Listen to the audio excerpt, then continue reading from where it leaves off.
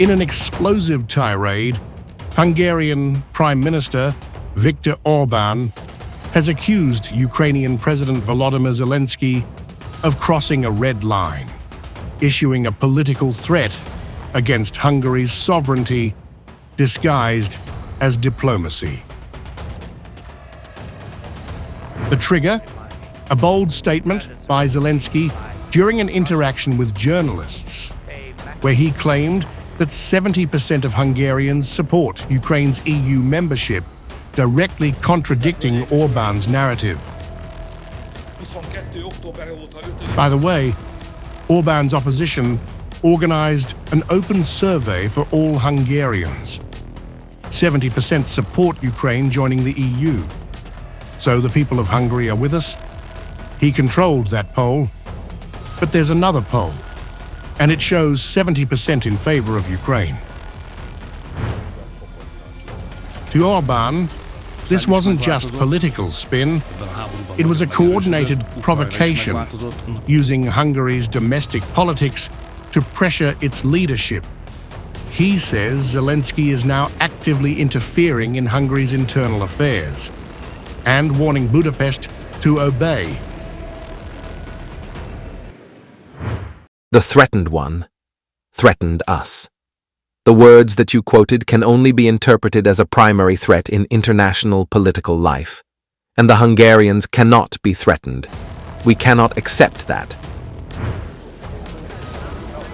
Orban, visibly angered, said he had avoided direct confrontation with Ukraine until now, but Zelensky's remarks forced his hand. Until recently, I avoided fighting with the president of Ukraine. I stayed away from the backroom pushing and the public swordplay. But this weekend, I broke that habit. I had to speak up. I had to take on open conflict.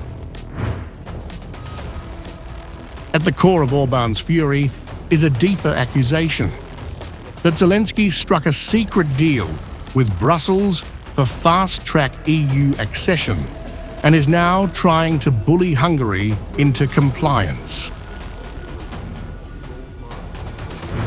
Zelensky made it clear. He expects Hungary to implement a deal he made with Brussels. He says he has allies here. He wants a pro-Ukrainian government in Hungary. Let's talk straight. Those are agents of Brussels. This, according to Orban, is foreign manipulation at the highest level, where Kiev and Brussels try to dictate national decisions in Budapest.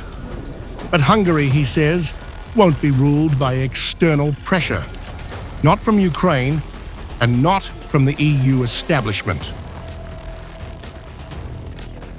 Orban's attacks aren't limited to Zelensky.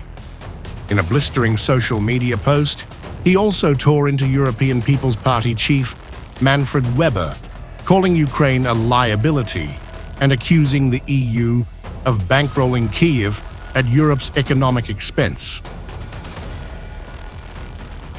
With rhetoric hardening and alliances cracking, Europe's political fault lines are exposed. And as Orban draws his line in the sand, one message echoes from Budapest. Hungarians do not take orders, not from Kiev, not from Brussels,